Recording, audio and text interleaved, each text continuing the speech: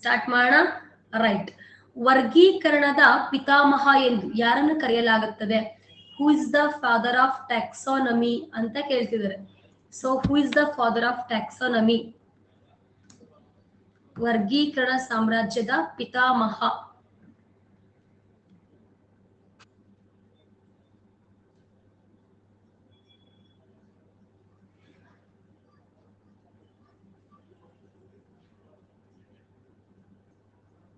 ವರ್ಗೀಕರಣ ಸಾಮ್ರಾಜ್ಯದ ಪಿತಾಮಹ ಅಂತ ಕೇಳಿದ್ರೆ ಯಾರನ್ನ ಹೇಳ್ಬೇಕಪ್ಪ? ಕರೋಲಸ್ ಲಿನ್ನೇಯಸ್ ಅವರನ್ನ ಹೇಳ್ಬೇಕು ಅಲ್ವಾ? ಯಾರನ್ನ ಹೇಳ್ಬೇಕು? ಕರೋಲಸ್ ಲಿನ್ನೇಯಸ್ ಅಂತ ಹೇಳ್ಬೇಕು. ವರ್ಗೀಕರಣ ಸಾಮ್ರಾಜ್ಯದ ಪಿತಾಮಹ ಅಂತ ಕೇಳಿದ್ರೆ ಆಬ್ವಿಯಸ್ಲಿ ಯಾರಾಗಿರ್ತಾರೆ ಅಂತ ಕೇಳಿದ್ರೆ ದಟ್ ಈಸ್ ಕರೋಲಸ್ ಲಿನ್ನೇಯಸ್ ಅಂತ. ಓಕೆ. ಸೊ ರೀಸನ್ ವರ್ಗೀಕರಣದ ಮಜಲುಗಳನ್ನ ಹೇಳ್ಕೊಡ್ತಾರೆ, ಅದಕ್ಕೆ ಇವರನ್ನ ಫಾದರ್ ಆಫ್ ಟ್ಯಾಕ್ಸಾನಮಿ ಅಂತಾರೆ. ಓಕೆ. ಇನ್ನ ಒಂದು ಕ್ವೆಶನ್, ಸಸ್ಯ ಸಾಮ್ರಾಜ್ಯದ ಪಿತಾಮಹ ಯಾರು? Poll. Who is the father of botany? Who is the father of botany ಅಂತ ಕೇಳ್ತಾರೆ ಅಲ್ವಾ? Very good. Who is the father of botany ಅಂದ್ರೆ ಥಿಯೋಫ್ರಾಸ್ಟರ್ ಅಂತ. ಓಕೆ. ಇನ್ನ ಒಂದು ಕ್ವೆಶನ್,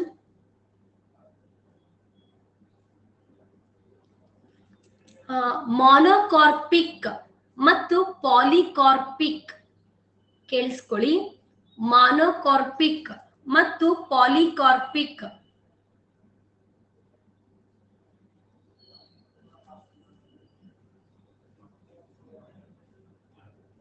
ಎಂಬ ವಿಶೇಷ ರಚನೆಗಳನ್ನ ವಿವರಿಸಿದ ವಿಜ್ಞಾನಿ ಯಾರು? ಮಾನೋಕಾರ್ಪಿಕ್ ಮತ್ತು ಪಾಲಿಕಾರ್ಪಿಕ್ ಎಂಬ ವಿಶೇಷ ರಚನೆಗಳನ್ನ ವಿವರಿಸಿದ ವಿಜ್ಞಾನಿ ಯಾರು?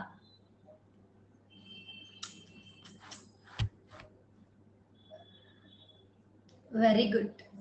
ಮಾನೋಕಾರ್ಪಿಕ್ ಮತ್ತೆ ಪಾಲಿಕಾರ್ಪಿಕ್ ಅಂದ್ರೆ ಬೇರೆ ಏನೂ ಅಲ್ಲ, ಸಸ್ಯಗಳಿಗೆ ಸಂಬಂಧಪಟ್ಟಂತ ವಿಷಯನೇ. ಸಸ್ಯಗಳ ಬಗ್ಗೆ ಸಂಬಂಧಪಟ್ಟಂತ ವಿಷಯ ಹೇಳಿದವರು ಥಿಯೋಫ್ರಾಸ್ಟರ್. ಇದು KS ಅಲ್ಲಿ ಕ್ವಶನ್ ಆಗಿದೆ. ಮಾನೋಕಾರ್ಪಿಕ್ ಅಂತ ಹೇಳಿದ್ರೆ ಒಂದು ಸಲ ತನ್ನ ಜೀವಿತಾವಧಿಯಲ್ಲಿ ಒಂದೇ ಸಲ ಹೂ ಬಿಟ್ಟು ಒಂದೇ ಸಲ ಕಾಯಿ ಕೊಟ್ಟು ಸತ್ತೋಗುದು. ಓಕೆ. ಅದೇ ಪಾಲಿಕಾರ್ಪಿಕ್ ಅಂದ್ರೆ ತನ್ನ ಜೀವಿತಾವಧಿಯಲ್ಲಿ ಹಲವು ಬಾರಿ ಹೂ ಬಿಟ್ಟು ಹಲವು ಬಾರಿ ಕಾಯಿ ಕೊಟ್ಟು ಸತ್ತೋಗೋದು. ಓಕೆ. ಮಾನೋಕಾರ್ಪಿಕ್, ಪಾಲಿಕಾರ್ಪಿಕ್ ಅಂತ. ನೆಕ್ಸ್ಟ್, ಕೆಳಗಿನ ಯಾವ ವಿಜ್ಞಾನಿಯು ಮೊದಲ ಬಾರಿಗೆ ಸಸ್ಯ ಸಾಮ್ರಾಜ್ಯವನ್ನು ಗುರುತಿಸಿದರು? ಪೋಲ್ ಆಗಿರ್ಬೋದು. Very good. ಮೊದಲ ಬಾರಿಗೆ ಸಸ್ಯ ಸಾಮ್ರಾಜ್ಯವನ್ನ ಗುರುತಿಸಿದವರು ಕರೋಲಸ್ ಲಿನ್ನೇಯಸ್. ಐಡೆಂಟಿಫೈ ಮಾಡಿದವರು. ಓಕೆ. ಇನ್ನ ಒಂದು ಕ್ವಶನ್, ಕೆಳಗಿನ ಯಾವ ವಿಜ್ಞಾನಿಯನ್ನು ಪ್ರಾಣಿಶಾಸ್ತ್ರದ ಪಿತಾಮಹ ಎನ್ನಲಾಗುತ್ತದೆ? Who is the father of zoology?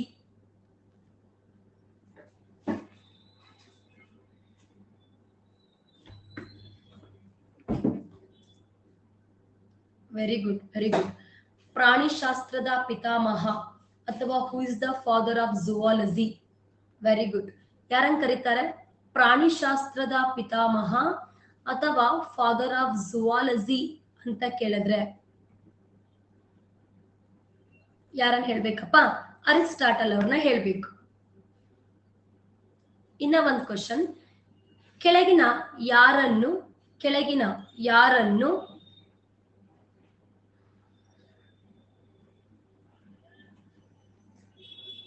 Father of biology, ಜೀವಶಾಸ್ತ್ರದ ಪಿತಾಮಹ ಎನ್ನಲಾಗಿದೆ?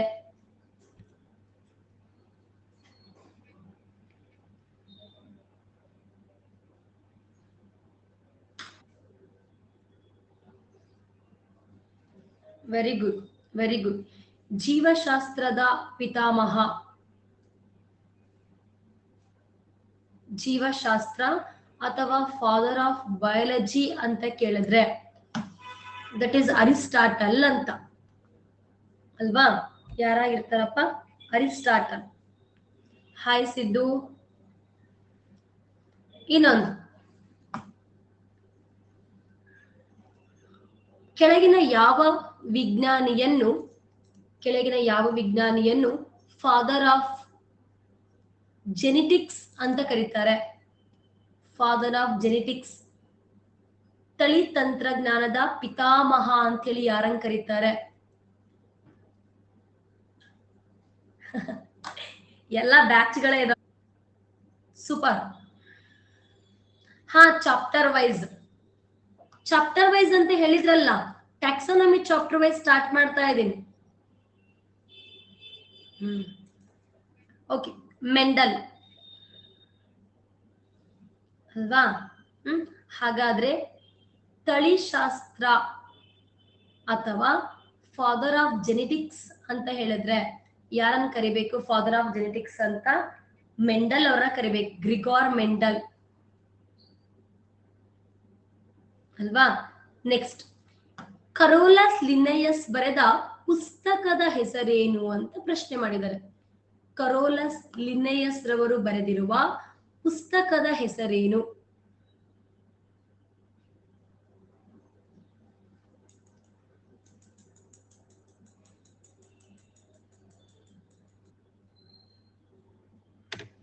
Very good, very good.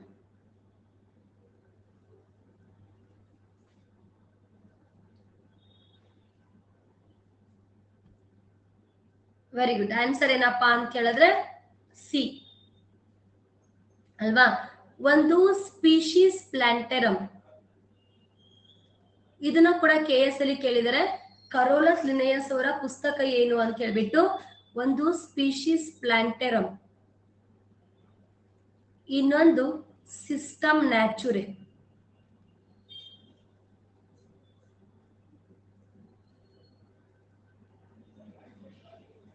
ಅಲ್ವಾ? ಹಂಗೇನಿಲ್ಲ ಪ್ರವೀಣ್, ಮಾಡಿರ್ತೀನಿ. ನೆಕ್ಸ್ಟ್, ದ್ವಿನಾಮ ನಾಮಕರಣವು ಕ್ರಮವಾಗಿ, ದ್ವಿನಾಮ ನಾಮಕರಣ ಅಂದ್ರೆ binomial nomenclature.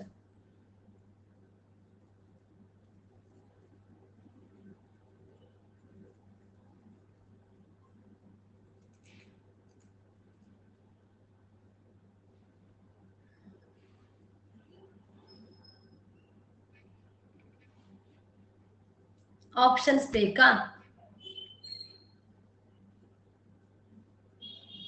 Species and genus. Okay, next genus and species,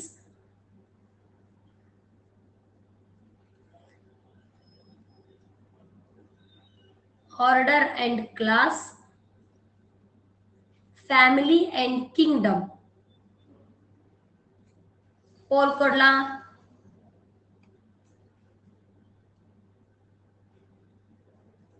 very good. Answer ಏನಂತ ಹೇಳಿದ್ರೆ ಜಾತಿ ಮತ್ತು ಪ್ರಭೇದ. ಬೈನಾಮಿಯಲ್ ನಾಮಿನ್ಕ್ಲೇಚರ್ ಅಥವಾ ದ್ವಿನಾಮ ನಾಮಕರಣ ಅಂತ ಹೇಳಿದ್ರೆ ಮೊದಲು ಇದನ್ನ ಹೇಳ್ಕೊಟ್ಟಂತ ವಿಜ್ಞಾನಿ ಕರೋಲಸ್ ಲಿನ್ನೇಯಸ್. ಯಾರು ಹೇಳ್ಕೊಟ್ಟಿದ್ದು? ಕರೋಲಸ್ ಲಿನ್ನೇಯಸ್. ದ್ವಿನಾಮ ನಾಮಕರಣ ಅಂದ್ರೆ ಏನು? ಜೀವಿಗಳ ಹೆಸರನ್ನ ಲ್ಯಾಟಿನ್ ಭಾಷೆಯಲ್ಲಿ ವೈಜ್ಞಾನಿಕವಾಗಿ ಬರೆಯೋದು, ಲ್ಯಾಟಿನ್ ಭಾಷೆನಲ್ಲಿ ವೈಜ್ಞಾನಿಕವಾಗಿ ಬರೆಯೋದು ಅಲ್ವಾ? ಸೊ ಯಾವುದೇ ಹೆಸರನ್ನೇ ಆಗಿರ್ಲಿ ವೈಜ್ಞಾನಿಕವಾಗಿ ಬರಿಬೇಕಾದ್ರೆ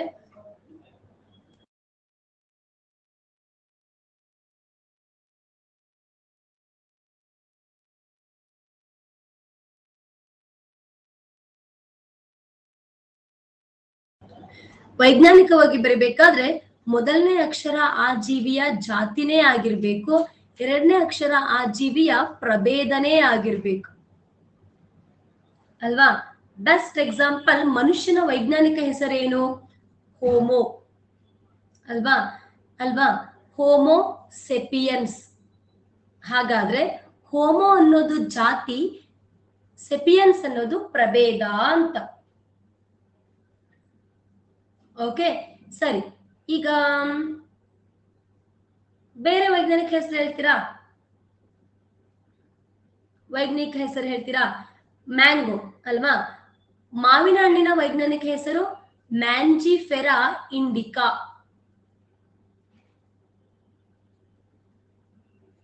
ಮ್ಯಾಂಜಿಫೆರಾ ಇಂಡಿಕಾ.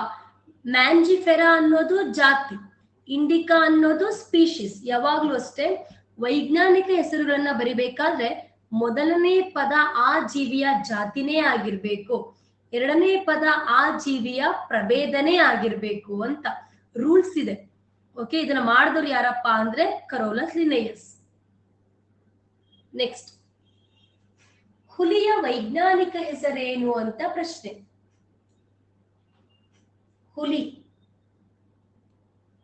ಹುಲಿಯ ವೈಜ್ಞಾನಿಕ ಹೆಸರೇನು ಅಂತ ಪ್ರಶ್ನೆ. ಪೋಲ್.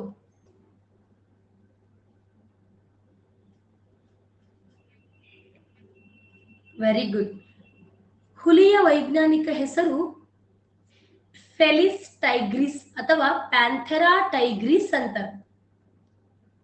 ಇನ್ನ ಒಂದು ಕ್ವಶನ್ ಹೇಳಲಾ? ಸರಿ, ಮಿಡತೆ ಕೇಳಿದಿರಲ್ವಾ ನೀವು? ಮಿಡತೆ ಮಿಡತೆಯ ವೈಜ್ಞಾನಿಕ ಹೆಸರೇನು ಅಂತ ಕೇಳ್ತಾರಪ್ಪ, ಆನ್ಸರ್ ಮಾಡಿ.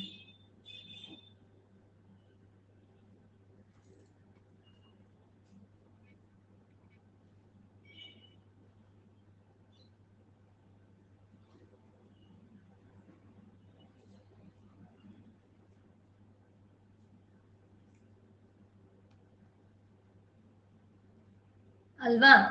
ಆನ್ಸರ್ ಏನಪ್ಪಾ ಅಂದ್ರೆ ಪ್ಯಾಸಿಲೈಸರ್ ಪಿಕ್ಟಾ. ಪ್ಯಾಸಿಲೈಸರ್ ಪಿಕ್ಟಾ ಅನ್ನೋದು ಮಿಡತೆಯ ವೈಜ್ಞಾನಿಕ ಹೆಸರು. ಹಾಗಾದ್ರೆ ಇನ್ನ ಒಂದು ಕ್ವಶನ್, ಬೆಕ್ಕಿನ ವೈಜ್ಞಾನಿಕ ಹೆಸರೇನು ಅಂತ ಹೇಳಿ. ಬೆಕ್ಕು, ಕ್ಯಾಟ್. ಬೆಕ್ಕು. Good, very good.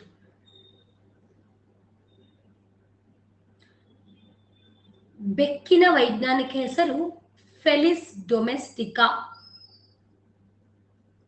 Okay, and ಫೆಲಿಸ್ Leo ಅಂತ ಅನ್ನೋದು ಸಿಂಹದ ವೈಜ್ಞಾನಿಕ ಹೆಸರು. ಓಕೆ, ಇಲ್ಲಿ ನೋಡಿ, ಫೆಲಿಸ್ ಫೆಲಿಸ್ ಫೆಲಿಸ್ ಅನ್ನೋದು ಈ ಜೀವಿಗಳ ಜಾತಿ. ಅಂದ್ರೆ ನೋಡೋದಕ್ಕೆ ಒಂದೇ ತರ ಇದೆ, ಒಂದೇ ಜಾತಿ, ಆದ್ರೆ ಪರ್ಟಿಕ್ಯುಲರ್ ಆಗಿ ಬೇರೆ ಬೇರೆ ಗುಣ ಇದೆಯಲ್ಲ, ಆ ಗುಣನೇ ದಟ್ ಈಸ್ ಪ್ರಭೇದ, ಅಂದ್ರೆ ಸ್ಪೀಶೀಸ್ ಅಂತ. ನೆಕ್ಸ್ಟ್, ಅರಳಿ ಮರದ ವೈಜ್ಞಾನಿಕ ಹೆಸರೇನು ಅಂತ ಕೇಳಿದ್ದಾರೆ.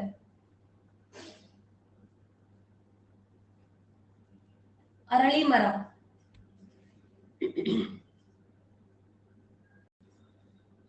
Very good. ಫೈಕಸ್ ರಿಲಿಜಿಯೋಸಾ ಅನ್ನೋದು ಅರಳಿ ಮರದ ವೈಜ್ಞಾನಿಕ ಹೆಸರು.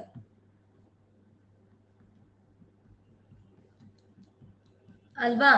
ಸರಿ, ಫೈಕಸ್ ಬೆಂಗಾಲೆನ್ಸಿಸ್ ಅನ್ನೋದು?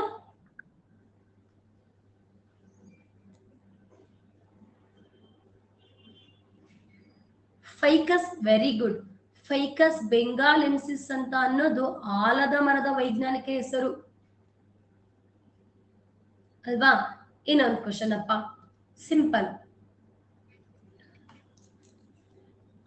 ಕತ್ತೆಯ ವೈಜ್ಞಾನಿಕ ಹೆಸರು ಏನು ಅಂತ ಕೇಳ್ತಾರೆ.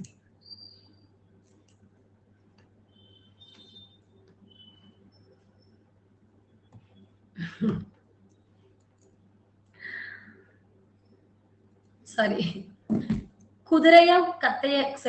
ಕುದುರೆಯ ವೈಜ್ಞಾನಿಕ ಹೆಸರೇನು ಅಂತ ಕೇಳ್ತಾರೆ. ಯಾರು ಹೇಳ್ತೀರಾ? ಕುದುರೆಯ ವೈಜ್ಞಾನಿಕ ಹೆಸರೇನು ಅಂತ ಕೇಳ್ತಾರೆ.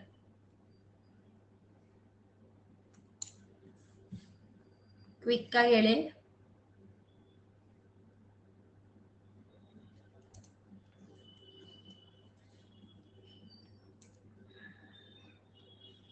ಈಕ್ವಸ್ ಕ್ಯುಬಾಲಸ್ ಕುದುರೆ. ಓಕೆ, ಈಕ್ವಸ್ ಎಸಿನಸ್ ದಟ್ ಇಸ್ ಕತ್ತೆ. ಎರಡೂ ಕೂಡ ಒಂದೇ ಜಾತಿ, ಆದ್ರೆ ಪರ್ಟಿಕ್ಯುಲರ್ ಗುಣಲಕ್ಷಣ ಚೇಂಜ್ ಆಗಿರೋದ್ರಿಂದ ನೋಡಕ್ಕೆ ಎರಡು ಕೂಡ ಬೇರೆ ಬೇರೆ ಬೇರೆ ಬೇರೆ ಆಗಿದೆ ಅಂತ. ಅಲ್ವಾ? ಇನ್ನೊಂದು ಕ್ವಶನ್, ಈರುಳ್ಳಿಯ ವೈಜ್ಞಾನಿಕ ಹೆಸರೇನು ಅಂತ ಕೇಳ್ತಾರೆ. ಈರುಳ್ಳಿ, ಆನಿಯನ್.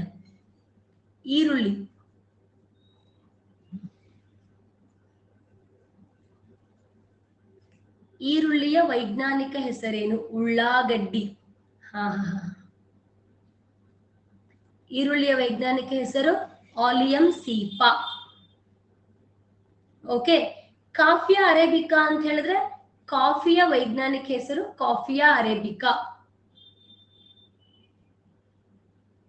ನೆಕ್ಸ್ಟ್, ವರ್ಗೀಕರಣದ ಮೂಲ ಘಟಕ ಯಾವುದು? What are the basic unit of the classification?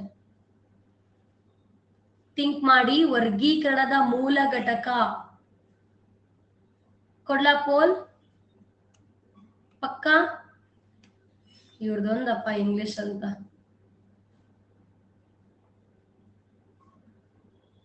ಏ ವೀರೇಶ್, ಹೋಗಿಲ್ಲ ಬ್ಲಾಕಿಗೆ? ಸುಮ್ ಕ್ಲಾಸ್ ಕೇಳ್ತೀರಾ? ಪ್ರಭೇದ ಅಂದ್ರೆ ಸ್ಪೀಶೀಸ್, ಜಾತಿ ಅಂದ್ರೆ ಜೀನಸ್, ಕುಟುಂಬ ಅಂದ್ರೆ ಫ್ಯಾಮಿಲಿ, ವರ್ಗ ಅಂದ್ರೆ ಆರ್ಡರ್. ಕೊಡ್ಲಾ ಪೋಲ್? ಪಕ್ಕ ತಗೊಳ್ಳಿ.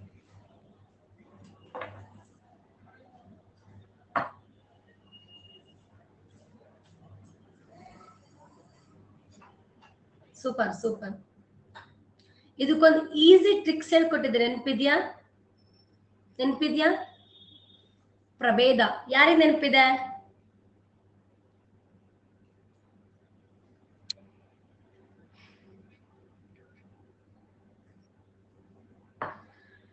Very good. ಪ್ರಜಾ ಕೂಗು ವಾಪಸ್ ಅಂತ ಟ್ರಿಕ್ಸ್ ನೆನ್ಪಿಟ್ಕೊಳ್ಳಿ ಅಂತ ಹೇಳಿದೆ ಅಲ್ವಾ?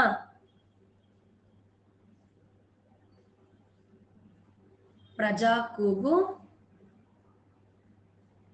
ವಾಪಸ್ ಅಂತ. ಓಕೆ, ಏನು ಸಾ ಅಂದ್ರೆ ಸಾಮ್ರಾಜ್ಯ. ಸಾ ಅಂದ್ರೆ ಸಾಮ್ರಾಜ್ಯ ಅಂದ್ರೆ ಕಿಂಗ್ಡಮ್. ಅದು ಚಾಲ ಕಷಾಯ. ಪ ಅಂತ ಹೇಳಿದ್ರೆ ವಂಶ ಅಂದ್ರೆ ಫೈಲಮ್. ವ ಅಂತ ಹೇಳಿದ್ರೆ ವರ್ಗ ಅಂದ್ರೆ ಕ್ಲಾಸ್. ಓಕೆ, ಗ ಅಂದ್ರೆ ಗಣ ಅಂದ್ರೆ ಆರ್ಡರ್. ಕು ಅಂದ್ರೆ ಕುಟುಂಬ.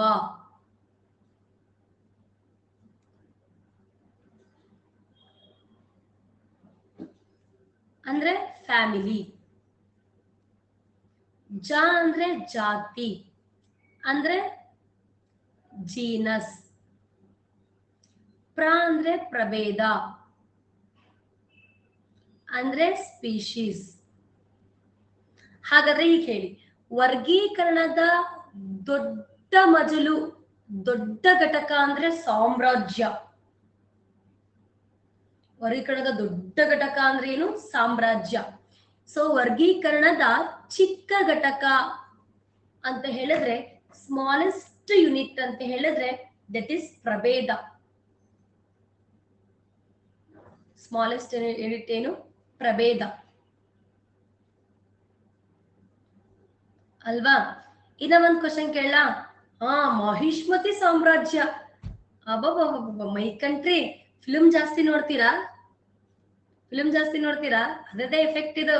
ಓದಲ್ಲ, ಬರೆಯಲ್ಲ, ಜಾಬ್ ಮಾಡಲ್ಲ, ಗುಂಡಾಡಿ ಗುಂಡ, ಹೊಟ್ಟೆ ತುಂಬಾ ಉಂಡ. ಏನೊಂದು ಕ್ವಶನ್ ಕೇಳಿಸ್ಕೊಳ್ಳಿ ಕರೆಕ್ಟ್ ಆಗಿ.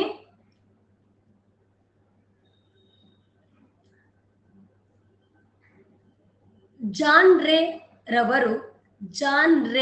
ರವರು ಓಕೆ, ಜಾನ್ ರೇ ರವರು ಕೆಳಗಿನ ಯಾವ ಪದವನ್ನು ಗುರುತಿಸಿದರು? ಜಾನ್ ರೇ. ಮೂಲ ಅಂತ ಕರೆಯೋದು ನಾವು ಚಿಕ್ಕ ಘಟಕಕ್ಕೆ ಮೂಲ ಅಂತೀವಿ, ಕನ್ಫ್ಯೂಷನ್ ಆಗ್ಬೇಡಿ.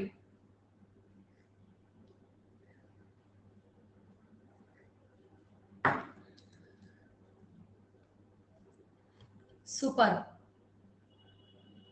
ಸೂಪರ್. ಜಾನ್ ರೇ ಅನ್ನುವಂತ ವಿಜ್ಞಾನಿ ಮೊದಲನೇ ಬಾರಿಗೆ ಪ್ರಭೇದನೇ ಮೂಲ ಘಟಕ, ಅದಕ್ಕೆ ಪ್ರಭೇದ ಅಂತಾನೆ ಕರಿಬೇಕು, ಇಟ್ಸ್ ಅ ಸ್ಪೀಶೀಸ್ ಅಂತ ಹೇಳ್ಕೊಡ್ತಾರೆ. ನೆಕ್ಸ್ಟ್ ನೋಡಿ, ಇದು ಸೂಪರ್ ಆಗಿರೋ ಕಾನ್ಸೆಪ್ಟ್. ಗೀಪ್ ಕೆಳಗಿನ ಯಾವುದರ ಮಿಶ್ರ ತಳಿಯಾಗಿದೆ?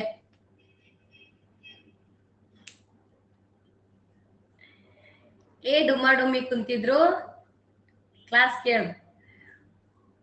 ಡೈಲಿ ಇದೇ ಟೈಮ್ಗೆ ಕ್ಲಾಸ್ ತಗೋತೀನಪ್ಪ, ಓಕೆನಾ? ಡೈಲಿ ಇದೇ ಟೈಮ್ಗೆ ತಗೋತೀನಿ, ಈ ಟೈಮ್ ಆದ್ರೆ ಮಿಸ್ ಆಗಲ್ಲ. ಗೀಪ್ ಕೆಳಗಿನ ಯಾವುದರ ಮಿಶ್ರ ತಳಿ ಅಂತ ಕೇಳಿದ್ದಾರೆ. ಓಕೆ, ಗೀಪ್ ಕೊಡ್ಲಾ ಪೋಲ್? ಸೂಪರ್.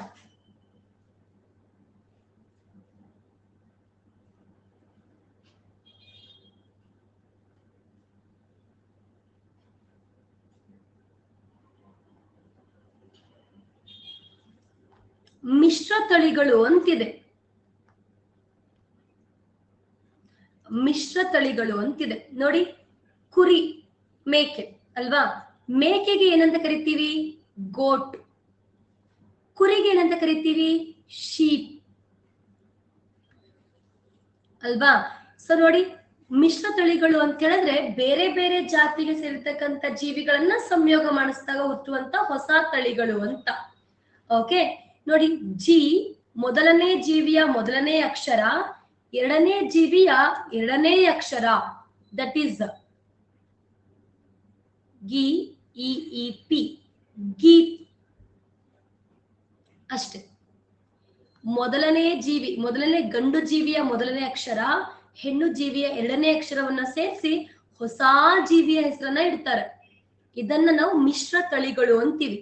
ಇದ್ರ ಜಾತಿನೇ ಬೇರೆ, ಇದ್ರ ಜಾತಿನೇ ಬೇರೆ, ಎರಡನ್ನೂ ಸೇರಿಸ್ಬಿಟ್ಟು ಮಿಕ್ಸ್ ಮಾಡೋದು. ಇನ್ನ ಒಂದು ಕ್ವಶನ್.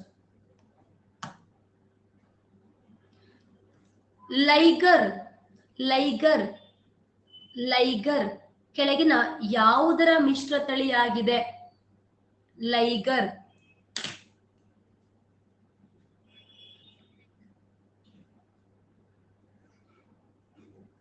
ಈಗ ತಾನೇ ಹೇಳ್ಕೊಟ್ಟಿದ್ದೀನಿ, ಎಷ್ಟು ಈಸಿ ಇದೆ.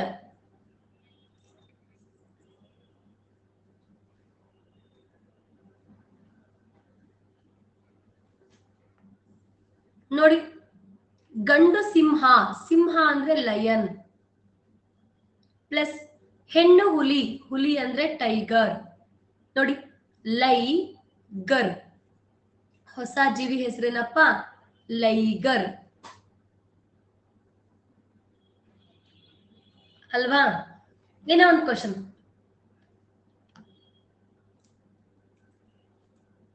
ರ್ಯಾಬೇಜ್, ರ್ಯಾಬೇಜ್, ರ್ಯಾಬೇಜ್ ಎಂಬುದು ಯಾವುದರ ಮಿಶ್ರ ತಳಿಯಾಗಿದೆ?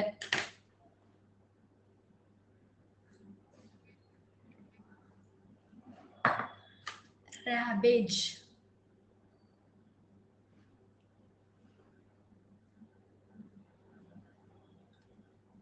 Very good, very good. ಯಾವ್ದಪ್ಪ? ಮೂಲಂಗಿ. ನೋಡಿ, ಮೂಲಂಗಿಗೆ ಏನಂತ ಕರಿತೀವಿ ನಾವು? ರ್ಯಾಡಿಶ್, ಪ್ಲಸ್ ಎಲೆಕೋಸಿಗೆ ಕ್ಯಾಬೇಜ್. ಹಾಗಾದ್ರೆ ರ್ಯಾ ಪ್ಲಸ್ ಬೇಜ್ ಏನಾಯ್ತು?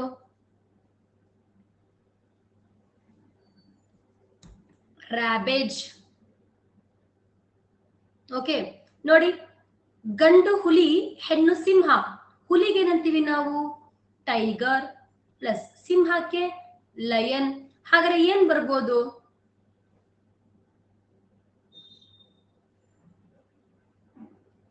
ಟೈಲರ. ಯಪ್ಪ ಮಾಂತು, ಟೈಲರ್ ಮಾಡ್ಬಿಟ್ಟ ಅದನ್ನ.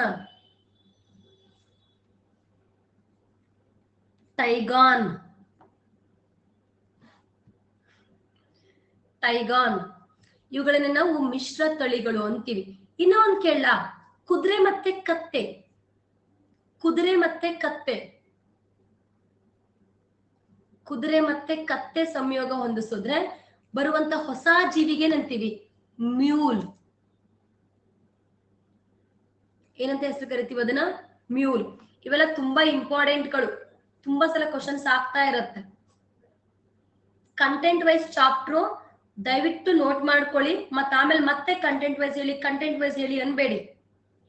ಪಾರ್ಟ್ 1, ಪಾರ್ಟ್ 2, ಪಾರ್ಟ್ 3, ಪಾರ್ಟ್ 4 ಈ ತರ ಕಂಟಿನ್ಯೂಸ್ ಆಗಿ ಪಾರ್ಟ್ 30 ಒಳಗೂ ಹಾಕಿದೀನಿ. ಮಿಸ್ ಮಾಡ್ಕೊಂಡ್ರೆ ನನಗ್ ಗೊತ್ತಿಲ್ಲ. ಓಕೆ, ಬರೀ MCQ ಹಾಕಿದ್ರೆ ನೀವು ಮಿಸ್ ಮಾಡ್ಕೋತೀರಾ ಅಂತ ಹೇಳಿ ಪಾರ್ಟ್ 1, ಪಾರ್ಟ್ 2, ಪಾರ್ಟ್ 3 ಅಂತ ಹಾಕಿದೀನಿ. ಅದನ್ನ ದಯವಿಟ್ಟು ನೋಡ್ಕೊಂಡು ನೋಟ್ಸ್ ಮಾಡ್ಕೊಂಡ್ರೆ ಹೆವಿ ಆಯ್ತು ನಿಮಗೆ ಬಯಾಲಜಿ. ನೆಕ್ಸ್ಟ್ ಮಂತ್ ಕೆಮಿಸ್ಟ್ರಿ ಇದೇ ತರ ಮಾಡ್ತೀನಿ, ಅದು ನೆಕ್ಸ್ಟ್ ಮಂತ್ ಫಿಸಿಕ್ಸ್ ಇದೇ ತರ ಮಾಡ್ತೀನಿ. ನೋಡಿ, ಜೀವಿ ಸಾಮ್ರಾಜ್ಯದ 5 ವರ್ಗೀಕರಣದ ಮೊದಲುಗಳನ್ನು ತಿಳಿಸಿದ ವಿಜ್ಞಾನಿ ಯಾರು?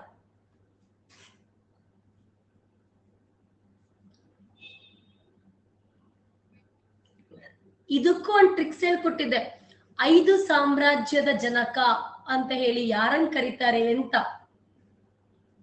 ಥಿಂಕ್ ಮಾಡಿ. ಇದಕ್ಕೂ ಒಂದು ಟ್ರಿಕ್ಸ್ ಹೇಳ್ಕೊಟ್ಟಿದ್ದೆ, ನೆನ್ಪಿಟ್ಕೊಳ್ಳಿ. 5 ಸಾಮ್ರಾಜ್ಯದ ಜನಕ.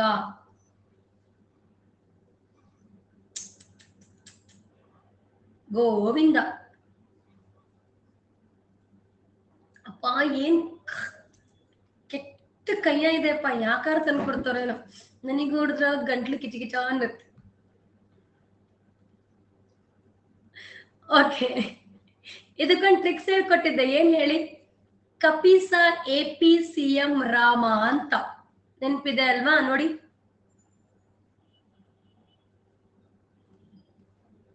ಕಪಿಸ APCM ರಾಮ ಅಂತ.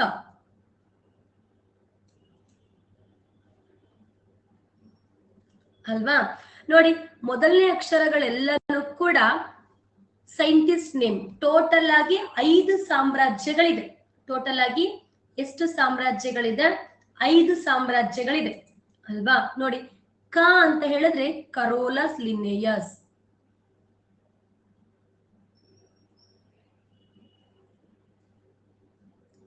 ಎ ಅಂದ್ರೆ ಅರ್ನೆಸ್ಟ್ ಹ್ಯಾಕಲ್. ಸಿ ಅಂದ್ರೆ ಕೋಪ್ ಲ್ಯಾಂಡ್. ರ ಅಂದ್ರೆ ರಾಬರ್ಟ್ ವಿಟೇಕರ್.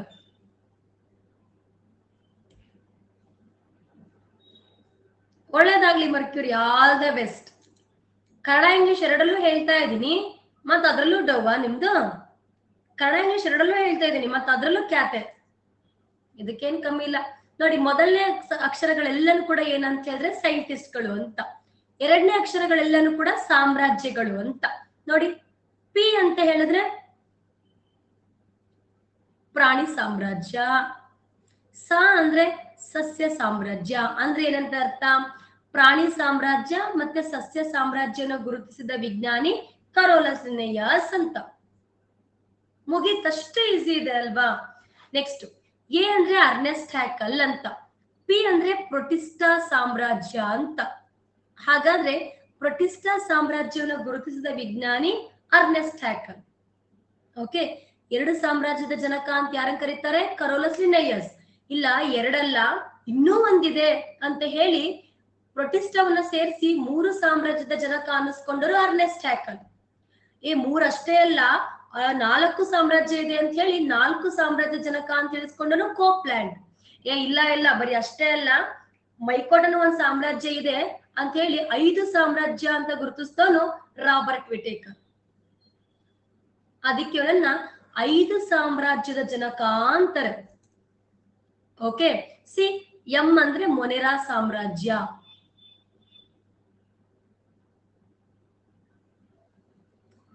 ಮಾ ಅಂದ್ರೆ ಮೈಕೋಟಾ ಸಾಮ್ರಾಜ್ಯ. ಸಿಆರ್ ಅವರೇ, ಪಿತಾಮಹನೇ ಬೇರೆ, ಕಂಡಿಡ್ದವ್ರೆ ಬೇರೆ. ಓಕೆ, ಹಾಗಾದ್ರೆ ನೋಡಿ, ಇಷ್ಟು ಸೈಂಟಿಸ್ಟ್ಗಳು, ಸಾಮ್ರಾಜ್ಯಗಳು.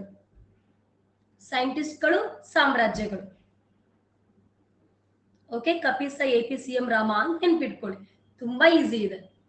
ಓಕೆ, ಮುಂದಿನ ಕ್ವಶನ್ಗೆ ಹೋಗೋಣವಾ? ಈ ಕ್ವಶನ್ ಕೇಳ್ತೀನಿ, ಕರೆಕ್ಟಾ ಹಾಕಿ. ಸರಿ, ಮೊನೆರಾ ಸಾಮ್ರಾಜ್ಯದ ಜನಕ ಅಂತ ಹೇಳಿ ಯಾರನ್ನ ಕರೀತಾರೆ? ಮೊನೆರಾ ಸಾಮ್ರಾಜ್ಯವನ್ನು ಗುರುತಿಸಿದ ವಿಜ್ಞಾನಿ ಯಾರು? ಪೋಲ್. ಮೊನೆರಾ ಸಾಮ್ರಾಜ್ಯವನ್ನು ಗುರುತಿಸಿದವರು ಯಾರು?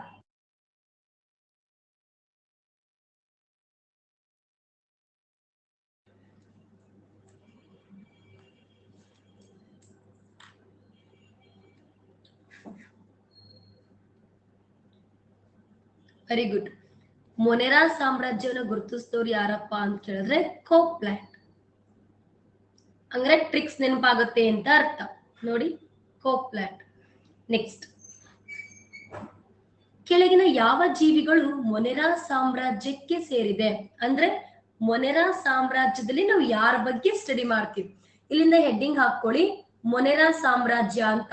ಇದುವರೆಗೂ ಏನ್ ಪ್ರಶ್ನೆ ಕೇಳಿದ್ನಲ್ಲ ಅವೆಲ್ಲನೂ ಕೂಡ ಇಂಟ್ರೊಡಕ್ಷನ್. ಓಕೆ, ಇದುವರೆಗೂ ಏನ್ ಪ್ರಶ್ನೆ ಕೇಳಿದ್ನಲ್ಲ ಆ ಪ್ರಶ್ನೆಗಳೆಲ್ಲನೂ ಕೂಡ ಇಂಟ್ರೊಡಕ್ಷನ್. ಓಕೆ, ಇಲ್ಲಿಂದ ಮೊನೆರಾ ಸಾಮ್ರಾಜ್ಯ ಸ್ಟಾರ್ಟ್. ನೋಡಿ, ಈ ಕೆಳಗಿನ ಯಾವ ಜೀವಿಗಳು ಮೊನೆರಾ ಸಾಮ್ರಾಜ್ಯಕ್ಕೆ ಸೇರಿಲ್ಲ ಮಾಡ್ಕೊಳ್ಳಿ. ಕನ್ನಡನೇ ಕಣಪ್ಪ ಇದು, ಡುಮ್ಸ್ ಕನ್ನಡ ಇದು. ಇದಕ್ಕೆ ಕನ್ನಡ ಇಂಗ್ಲಿಷ್ ಅಂತ ಇರಲ್ಲ, ಇದು ಲ್ಯಾಟಿನ್ ಭಾಷೆ, ಲ್ಯಾಟಿನ್. ಸೇರಿಲ್ಲ ಮಾಡ್ಕೊಳ್ಳಿ, ಮೊನೆರಾ ಸಾಮ್ರಾಜ್ಯಕ್ಕೆ ಸೇರಿಲ್ಲ. ಕೊಡ್ಲಾ ಪೋಲ್? ಕೊಡ್ಲಾ?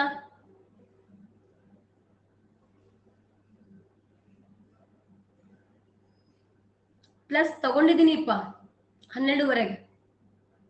ತಗೊಳ್ಳಿ ಪೋಲ್. ದೊಡ್ಡ ಪಾಠ ಇದು, 15 ದಿನ ಆದ್ರೂ ಮುಗಿಯಲ್ಲ, ಅಷ್ಟು ದೊಡ್ಡ ಪಾಠ ಇದು. Thank you Arun Kumar.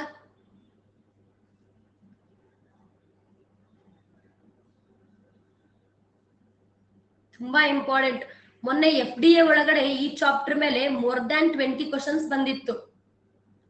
FDA ಒಳಗಡೆ ಈ ಚಾಪ್ಟರ್ ಮೇಲೆ ಮೋರ್ ದ್ಯಾನ್ 20 ಕ್ವಶನ್ಸ್ ಬಂದಿತ್ತು. ಈ ಚಾಪ್ಟರ್ ಓದಿಲ್ಲ ಅಂತ ಹೇಳಿದ್ರೆ ಡಮಾರ್. ನೋಡಿ, ಡಯಾಟಮ್ಗಳು ಮೊನೆರಾ ಸಾಮ್ರಾಜ್ಯಕ್ಕೆ ಸೇರಿಲ್ಲ. ಡಯಾಟಮ್ಗಳು ಪ್ರೊಟಿಸ್ಟಾ ಸಾಮ್ರಾಜ್ಯಕ್ಕೆ ಸೇರಿದೆ. ಅಂದ್ರೆ ಏನಂತ ಅರ್ಥ? ಮೊನೆರಾ ಸಾಮ್ರಾಜ್ಯದಲ್ಲಿ ನಾವು ಬ್ಯಾಕ್ಟೀರಿಯಾಗಳ ಬಗ್ಗೆ ಅಧ್ಯಯನ ಮಾಡ್ತೀವಿ. ಬ್ಯಾಕ್ಟೀರಿಯಾ ಮತ್ತು ನೀಲಿ ಹಸಿರು ಶೈವಲಗಳ ಬಗ್ಗೆ ಮಾತ್ರ ಸ್ಟಡಿ ಮಾಡ್ತೀವಿ.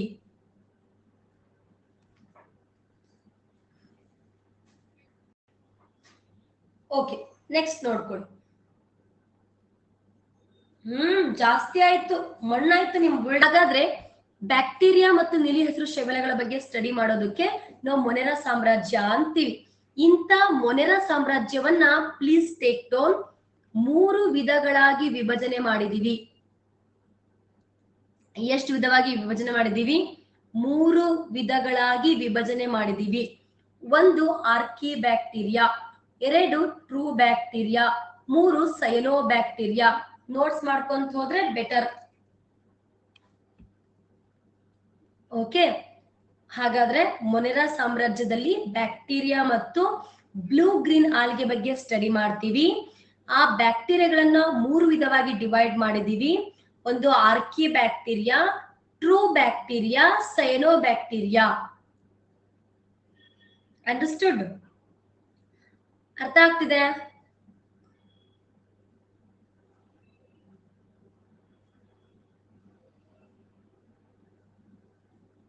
ಅಲ್ವಾ? ನೆಕ್ಸ್ಟ್, ಮೊನೆರಾ ಸಾಮ್ರಾಜ್ಯದ ಜೀವಿಗಳು ಕ್ಯಾರೆಕ್ಟರಿಸ್ಟಿಕ್ಸ್ ಅನ್ನ ಬರ್ಕೊಳ್ಳಿ. ಈಗ ಮೊನೆರಾ ಸಾಮ್ರಾಜ್ಯದ ಕ್ಯಾರೆಕ್ಟರಿಸ್ಟಿಕ್ ಅನ್ನ ಬರ್ಕೊಳ್ತಾ ಹೋಗ್ಬೇಕು. ಮೊನೆರಾ ಸಾಮ್ರಾಜ್ಯದ ಜೀವಿಗಳು ಡ್ಯಾಶ್ ಆಗಿರುತ್ತವೆ. ಅಂದ್ರೆ ಪ್ರೊಕ್ಯಾರಿಯೋಟಾ, ಯುಕ್ಯಾರಿಯೋಟಾ ಎರಡೂ ಇರುತ್ತಾ? ಎರಡೂ ಅಲ್ವಾ?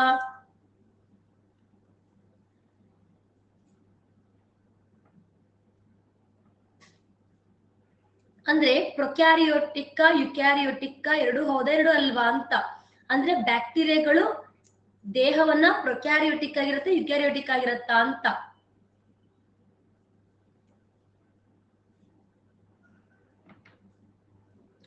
ಪ್ರಾಪರ್ ಆಗಿ ಯಾರು ನನ್ನ ಕ್ಲಾಸ್ ಕೇಳಿರ್ತಾರೆ ಅವ್ರಿಗೆ ಪಕ್ಕ ಗೊತ್ತಿರುತ್ತೆ. ಹಳ್ಳಕ್ ಬಿದ್ಬಿಟ್ರು. ಮೋಸ್ಟ್ ಆಫ್ ಆಲ್ ಮೊನೆರಾ ಸಾಮ್ರಾಜ್ಯದಲ್ಲಿ ನಾವು ಬ್ಯಾಕ್ಟೀರಿಯಾಗಳ ಬಗ್ಗೆ ಸ್ಟಡಿ ಮಾಡ್ತೀವಲ್ವಾ? ಎಲ್ಲ ಬ್ಯಾಕ್ಟೀರಿಯಾಗಳು ಕೂಡ ಪ್ರೊಕ್ಯಾರಿಯೋಟಿಕ್ ಜೀವಿಗಳಾಗಿದೆ. ಏನು ಹಂಗಂದ್ರೆ ಪ್ರೊಕ್ಯಾರಿಯೋಟಿಕ್ ಜೀವಿಗಳು ಅಂತ ಹೇಳಿದ್ರೆ ನಿರ್ದಿಷ್ಟವಾದ ಕೋಶ ಕೇಂದ್ರ, ನಿರ್ದಿಷ್ಟವಾದ ಕೋಶ ಕೇಂದ್ರ ಪೊರೆ ಇರೋದಿಲ್ಲ. doesn't have any proper nuclear membrane.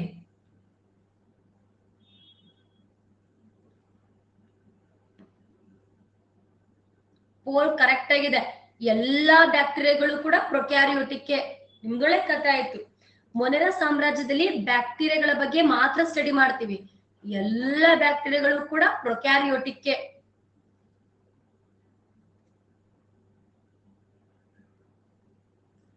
ಅಲ್ವಾ? ನೆಕ್ಸ್ಟ್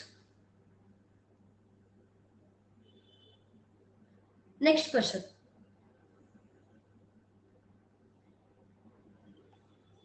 ಇನ್ನೊಂದು ಕ್ಯಾರೆಕ್ಟರಿಸ್ಟಿಕ್ ಬರ್ಕೊಳ್ಳಿ. ಮೊನೆರಾ ಸಾಮ್ರಾಜ್ಯದ ಜೀವಿಗಳು ಸಂತಾನೋತ್ಪತ್ತಿ ನಡೆಸುವ ವಿಧಾನ ಯಾವುದು? ಮೊನೆರಾ ಸಾಮ್ರಾಜ್ಯದ ಜೀವಿಗಳು ಯಾವ ರೀತಿ ಸಂತಾನೋತ್ಪತ್ತಿ ನಡೆಸುತ್ತೆ?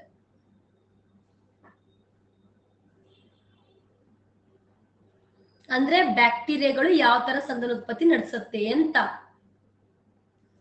ಇವನ್ನ ತುಂಬಾ ಸಲ ಎಕ್ಸಾಮ್ ಅಲ್ಲಿ ಕೇಳಿದ್ರೆ, PCPSC ಯಲ್ಲೂ ಕೂಡ ಕೇಳಿದರೆ ಬ್ಯಾಕ್ಟೀರಿಯಾಗಳು ಸಂತಾನೋತ್ಪತ್ತಿ ಹೆಂಗ್ ಮಾಡತ್ತೆ ಅಂತ. ಕೊಡ್ಲಾ ಪೋಲ್? ಲೈಂಗಿಕ ಅಂದ್ರೆ ಸೆಕ್ಷುವಲ್ ಟೈಪ್ ಆಫ್ ರಿಪ್ರೊಡಕ್ಷನ್, ಅಲೈಂಗಿಕ ಅಂದ್ರೆ ಎಸೆಕ್ಷುವಲ್ ಟೈಪ್ ಆಫ್ ರಿಪ್ರೊಡಕ್ಷನ್, ಅಂದ್ರೆ ಬಡ್ಡಿಂಗ್ಸ್ ಅಂದ್ರೆ ಮೊಗ್ಗುವಿಕೆ ವಿಧಾನನ ಯಾವುದು?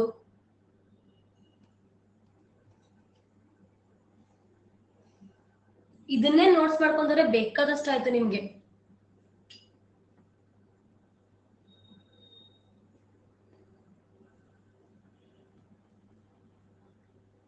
Very good.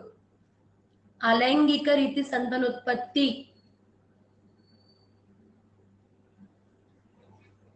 ಅಂದ್ರೆ ಲಿಂಗಾಣುಗಳಿಲ್ಲದೇನೆ ತನ್ನ ದೇಹವನ್ನ ಒಂದಿತ್ತು ಅಂತ ಹೇಳಿದ್ರೆ ಎರಡು ಭಾಗವಾಗಿ ಡಿವೈಡ್ ಮಾಡಿ ಎರಡು ಮರಿಗಳಿಗೆ ಜನ್ಮ ನೀಡುತ್ತೆ.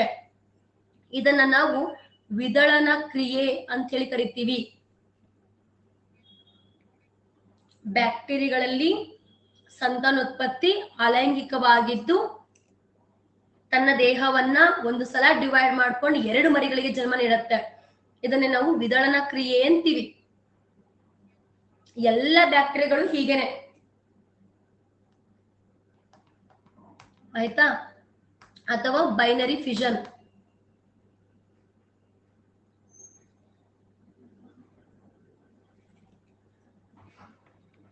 ಅರ್ಥ ಆಗ್ತಿದೆ? ತನ್ನ ದೇಹವನ್ನ ಎರಡು ಭಾಗನಾರು ಮಾಡ್ಬೋದು, ಅಸಂಖ್ಯಾತನಾರು ಮಾಡ್ಬೋದು. ಆ ವಿಭಾಗ ಮಾಡೋದಕ್ಕೆ ವಿದಳನ ಅಂತೀವಿ. ಓಕೆ ಸವಿತಾ? ನಾಳೆಯಿಂದ 6ಗೆ ಮಾಡೋಣ. 6 o'clock ಪಕ್ಕ ಕಂಟೆಂಟ್ ಕ್ಲಾಸ್ ಮಾಡೋಣ. ಬಸವರಾಜ್ ಎಲ್ಲ ಬ್ಯಾಕ್ಟೀರಿಯಾನು ಅಂತೀವಿ ಎಕ್ಸಾಂಪಲ್ ಅಂತ. ಎಲ್ಲಾ ಬ್ಯಾಕ್ಟೀರಿಯಾಗಳು ಹಿಂಗೇನೆ. ನೆಕ್ಸ್ಟ್, ಕೆಳಗಿನ ಯಾವುದು ಮೊದಲನೇ ವಿಧ? ನೋಡಿ, ಬ್ಯಾಕ್ಟೀರಿಯಾಗಳ ಗುಣಲಕ್ಷಣ ಏನಂತ ಗೊತ್ತಾಯ್ತಪ್ಪ ಇವಾಗ. ಬ್ಯಾಕ್ಟೀರಿಯಾಗಳ ಗುಣಲಕ್ಷಣ, ಬ್ಯಾಕ್ಟೀರಿಯಾಗಳು ಪ್ರೊಕ್ಯಾರಿಯೋಟಿಕ್ ಆಗಿರುತ್ತೆ ಅಲ್ವಾ? ಬ್ಯಾಕ್ಟೀರಿಯಾಗಳು ಅಲೈಂಗಿಕ ರೀತಿ ಸಂತಾನೋತ್ಪತ್ತಿ ನಡೆಸುತ್ತೆ. ಬ್ಯಾಕ್ಟೀರಿಯಾಗಳು ವಿದಳನ ಕ್ರಿಯೆಯ ಮೂಲಕ ಅಲೈಂಗಿಕ ಸಂತಾನೋತ್ಪತ್ತಿ ನಡೆಸುತ್ತೆ. ಇಷ್ಟು ಕ್ಯಾರೆಕ್ಟರ್ಸ್. ಈಗ ಪಾರ್ಟಿಕ್ಯುಲರ್ ಆಗಿ ಬ್ಯಾಕ್ಟೀರಿಯಾಗಳಲ್ಲಿ 3 ವಿಧ ಇದೆ ಅಲ್ವಾ? ಅದರಲ್ಲಿ 1ನೇ ವಿಧ ಯಾವ್ದಪ್ಪ? ಆರ್ಕಿ ಬ್ಯಾಕ್ಟೀರಿಯಾ ಅಂತ.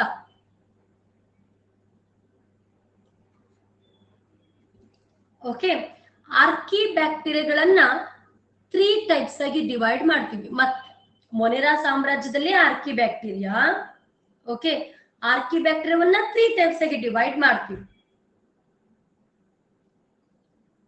ಕಾಗಾಳಪ್ಪ, ಬ್ಯಾಕ್ಟೀರಿಯಾ ಅಂದ್ರೆ ಯಾವ್ದಂತ? ಇದು ಈ ಬುಳ್ಳೆ ಇರ್ತಲ್ಲ, ಈ ಬುಳ್ಳೆ ಬ್ಯಾಕ್ಟೀರಿಯಾ. ನಮ್ಮ ಕಣ್ಣಿಗೆ ಕಾಣದೇ ಇರ್ತಕ್ಕಂತ ಏಕಕೋಶೀಯ ಜೀವಿಗಳು ಒಂದು ಎಕ್ಸಾಂಪಲ್ ಬ್ಯಾಕ್ಟೀರಿಯಾ.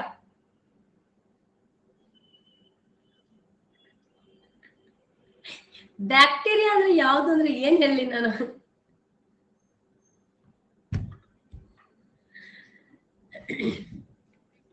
ಕಣ್ಣಿಗೆ ಕಾಣಿಸದೇ ಇರ್ತಕ್ಕಂತ ಸೂಕ್ಷ್ಮಾಣು ಜೀವಿಗೆ ಒಂದು ಉದಾಹರಣೆ ಬ್ಯಾಕ್ಟೀರಿಯಾ.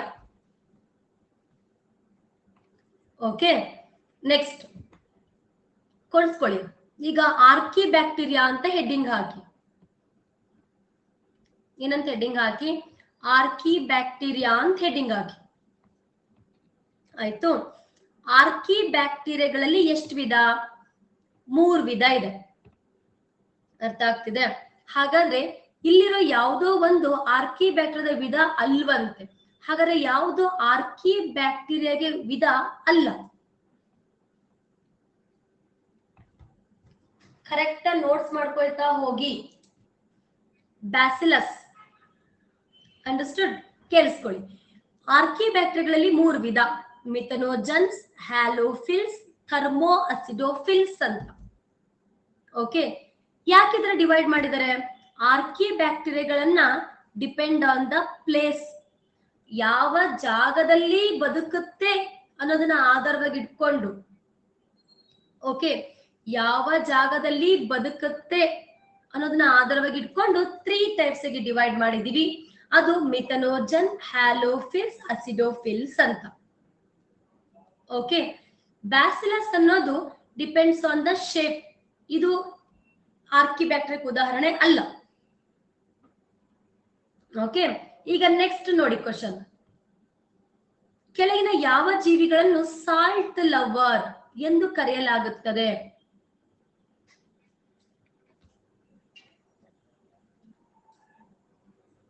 ಸಾಲ್ಟ್ ಲವರ್ ಎಂದು ಕರೆಯಲಾಗುತ್ತದೆ. ಕ್ವಶನ್ ಅಲ್ಲೇ ಆನ್ಸರ್ ಇದೆ.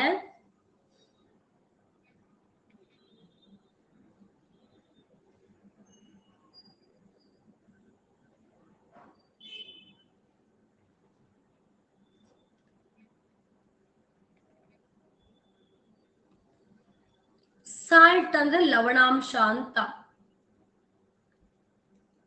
ಸಿಂಪಲ್ ಅಲ್ವಾ? ಲವಣಯುಕ್ತ ಪ್ರದೇಶದಲ್ಲಿ ಬದುಕುವಂತ ಬ್ಯಾಕ್ಟೀರಿಯಾಗಳನ್ನ ಹ್ಯಾಲೋಫಿಲ್ಸ್ ಅಂತೀವಿ.